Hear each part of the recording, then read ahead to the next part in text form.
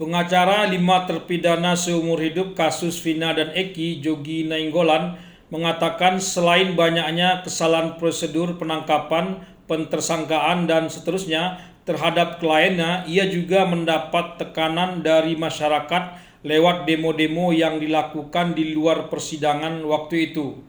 Demo-demo di luar persidangan waktu itu menjadi semacam stempel bahwa para terpidana itu adalah benar pelakunya dan bisa jadi juga menjadi penyebab kuat para terpidana itu dihukum penjara seumur hidup.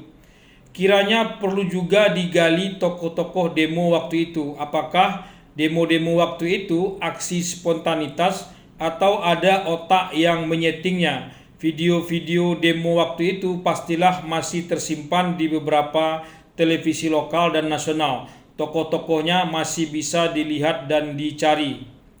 Apalagi saat ini sedang musim tokoh-tokoh lama yang terkait dengan kasus itu mulai bermunculan kembali. Tokoh-tokoh geng motor misalnya sudah jelas mengatakan bahwa para terpidana itu bukanlah anggotanya. Pengakuan ini sangat penting bahwa mereka memang kuli bangunan dan bukan geng motor.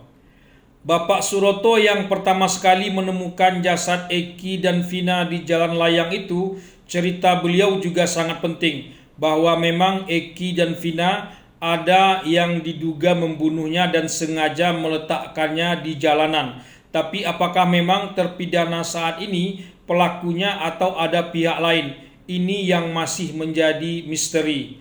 Terhadap demo-demo yang isunya spesifik dan sasarannya juga spesifik, agaknya jarang dilakukan secara spontanitas, lebih cenderung digerakkan untuk kepentingan pihak tertentu. Apalagi setelah 8 tahun kasus ini dibicarakan lagi, terlihat terlalu banyak yang lemah dan penanganan kasus ini. Sementara hukuman terhadap para terpidana begitu sangat maksimal. BAP yang dicabut, kronologi yang dikarang-karang, kesaksian-kesaksian yang tak menyaksikan, semua kembali berguguran. Sementara bukti-bukti yang saintifik justru tak terlihat sama sekali. Bukan tak ada, tapi sepertinya sengaja ditiadakan. Maka perlu juga disorot demo-demo waktu itu. Banyaknya ketidakberesan dalam penanganan kasus tewasnya Vina dan Eki ini.